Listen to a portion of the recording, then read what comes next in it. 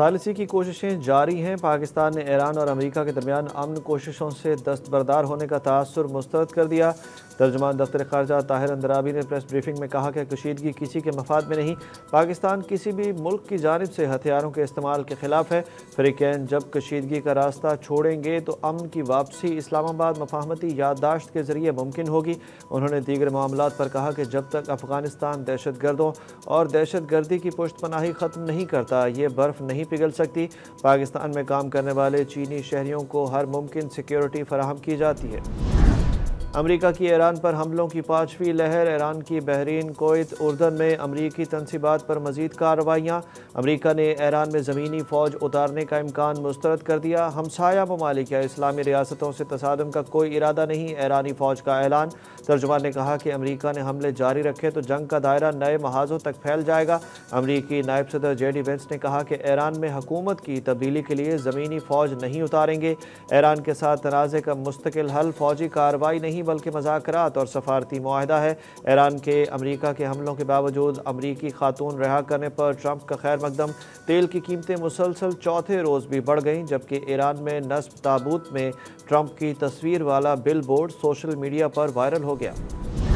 آزاد کشمیر میں حکومت اور کالعدم ایکشن کمیٹی کے درمیان مذاکرات کامیاب، 21 جولائی تک لانگ مارچ مؤخر۔ مولانا فضل الرحمان نے بھی احتجاجی تنظیم سے مہلت مانگ لی۔ جے یو آئی فے کے سربراہ نے کہا کہ کالعدم عوامی ایکشن فی الحال کسی بھی اگلے اقدام سے گریز کرے اور چند روز کی مہلت دے تاکہ کوئی پیش رفت ہو سکے۔ مولانا فضل الرحمان نے کہا کہ بلاول بھٹو مسئلے کے حل کے لیے مصروف ہیں، انہیں حکومت سے بات چیت کے لیے کچھ مہلت چاہیے۔ پی ٹی آئی 5 اگست کو احتجاج کرے گی یا جلسہ؟ پی ٹی آئی کے پارلیمانی پارٹی کے اجلاس کی اندرونی کہانی سامنے آ گئی۔ ذرائع کے مطابق پارلیمانی پارٹی کے اجلاس میں ارکان نے 5 اگست کے احتجاج پر مشاورت کی، جس دوران ارکان کی اکثریت نے جلسہ کرنے پر رائے دی۔ ذرائع نے بتایا کہ بیرسٹر گوہر سمیت ارکان کی اکثریت کسی بھی تحریک کے بجائے ایک دن کے جلسے کے حق میں تھی۔ ارکان کا کہنا تھا کہ ہمیں ملک گیر احتجاج کے بجائے ایک جگہ جلسہ کرنا چاہیے۔ ارکان چاہتے تھے کہ جلسے تک ہی احتجاج یا بانی کی گرفتاری کو محدود رکھا جائے۔ تحریک تحفظ آئین پاکستان کو جلسے کے حوالے سے آگاہ کیا جائے گا۔ وزیر اعلیٰ پنجاب نے مزید 5 اضلاع کے لیے گرین الیکٹرک بس منصوبے کا افتتاح کر دیا۔ مریم نواز کا طلبہ کو 1 لاکھ فری الیکٹرک بائکس دینے کا اعلان۔ مریم نواز نے عارف والا میں تقریب سے خطاب کرتے ہوئے کہا کہ طلبہ کے لیے 1 لاکھ لیپ ٹاپ اور مزید 50,000 ہونہار اسکالرشپس دیے جائیں گے۔ نواز شریف اسکول ہر تحصیل میں ہوں گے، غریب اور امیر کے بچوں کو یکساں سہولتیں اور مواقع میسر ہوں گے۔ چینیوٹ، لیا، اوکاڑہ، سیالکوٹ اور مری میں بھی گرین الیکٹرک بس سروس شروع کر دی گئی۔ وفاقی آئینی عدالت کا نابالغ بچوں کے حقوق کے تحفظ کے لیے بڑا فیصلہ۔ نابالغ بچوں کے مقدمات میں سرپرست کی تقرری لازمی قرار۔ عدالت نے اپنے فیصلے میں واضح کیا کہ آئندہ کم عمر بچوں کے حقوق کا تحفظ کیے بغیر مقدمات کے فیصلے نہیں کیے جائیں گے۔ عدالتی فیصلے کے مطابق نابالغ بچوں، ضعیف افراد اور پردہ نشین خواتین کے مقدمات میں کسی بھی قسم کا کوئی بھی سمجھوتا عدالتی جانچ سے مشروط ہوگا۔ پی ٹی آئی کا بڑا ایکشن، بغیر اجازت سمیں جاری کرنے پر موبائل کمپنیوں پر بھاری جرمانہ عائد کر دیا گیا۔ 4 بڑی موبائل کمپنیوں پر مجموعی طور پر 74 کروڑ روپے کے جرمانے عائد کیے گئے۔ پی ٹی آئی کے مطابق زونگ پر سم اجرا کے قواعد کی خلاف ورزی پر 15 کروڑ 56 لاکھ روپے، جیز پر 11 کروڑ 67 لاکھ روپے، ٹیلی نار پر 11 کروڑ 67 لاکھ روپے، جبکہ یو فون پر مختلف خلاف ورزیوں کے باعث 23 کروڑ 34 لاکھ روپے سے زائد کا جرمانہ کیا گیا۔ اتھارٹی کے مطابق فرنچائزز کی خلاف ورزیوں کی ذمہ داری بھی متعلقہ موبائل کمپنی پر عائد ہوگی۔ صادق آباد میں افسوسناک واقعہ، نواحی علاقے منٹھار میں گھریلو ناچاکی پر ایک خاتون نے اپنے 4 بچوں سمیت نہر میں چھلانگ لگا دی۔ ریسکیو اہلکاروں نے بروقت کارروائی کرتے ہوئے خاتون کو بحفاظت نکال لیا، جبکہ 4 بچوں کی تلاش کے لیے سرچ اینڈ ریسکیو آپریشن جاری ہے۔ ریسکیو حکام کا کہنا ہے کہ لاپتہ بچوں کی عمریں 2.5 سال سے 10 سال کے درمیان ہیں۔ پوڈ کاسٹر اور اینکر ریحان طارق کی ضمانت کی درخواست خارج کر دی گئی۔ توہین مذہب کے مقدمے کی سماعت میں لاہور کی عدالت نے فیصلہ سنا دیا۔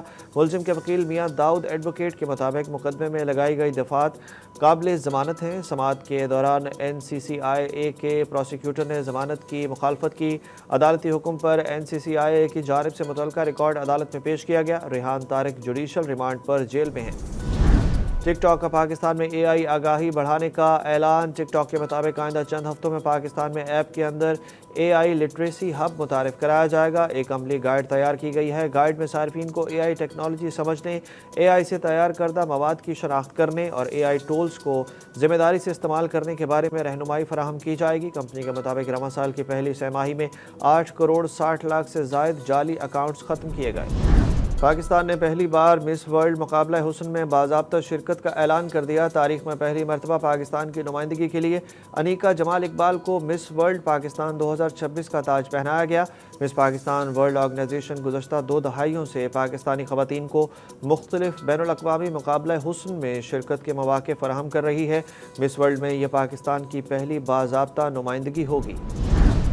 ارجنٹینا نے انگلینڈ کا 60 سال بعد فائنل میں پہنچنے کا خواب چکنا چور کر دیا۔ ارجنٹینا فیفا ورلڈ کپ کے فائنل میں پہنچ گیا، انگلینڈ کو 2-1 سے شکست دے دی۔ اتوار کی شب فائنل میں اسپین سے مقابلہ ہوگا۔ انگلش ٹیم تیسری پوزیشن کے لیے ہفتے کی شب فرانس کے مد مقابل ہوگی۔ دوسری جانب دفاعی چیمپئن ارجنٹینا کو سیمی فائنل میں فتح کا جشن مہنگا پڑنے کا امکان۔ ارجنٹینا نے جشن کے دوران فاکلینڈ جزائر سے متعلق بینر لہرایا۔ دونوں ممالک کے درمیان 1982 میں انہی جزائر کے تنازع پر جنگ بھی ہوئی تھی، جس میں سینکڑوں فوجی جان سے گئے تھے۔ فیفا اس سے قبل بھی 2014 میں اسی نوعیت کے بینر کی نمائش پر ارجنٹائن فٹ بال ایسوسی ایشن پر جرمانہ عائد کر چکا ہے۔